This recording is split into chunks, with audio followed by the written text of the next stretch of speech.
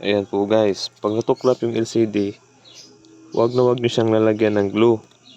Kasi issue nito after nag-ghost touch na, mahirap nang i-touch.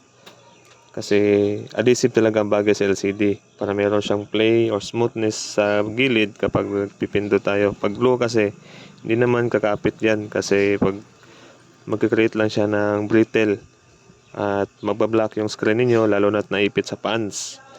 Ilang ulit ko po sinasabi na wag glue or super glue like dito sa atin sa Davao Toril or Philippines, 88 or 888, yung kagaya niyan. Ito, or super glue, shoe glue, yung mighty band, wag.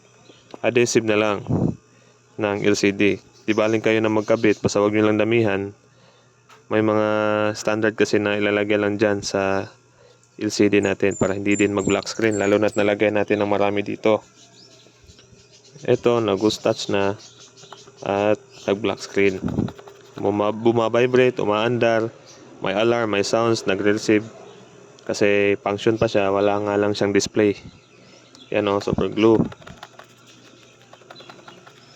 So paalala lang po, huwag natin lagyan ng glue or super glue yung ating screen pag nadaklap kasi hindi naman yan didikit. Kalala lang yung issue niya. Mas maganda, tipan na lang natin habang nag-order or plan pa natin siyang ipariglo sa kakilala or mas malapit na technician sa inyo.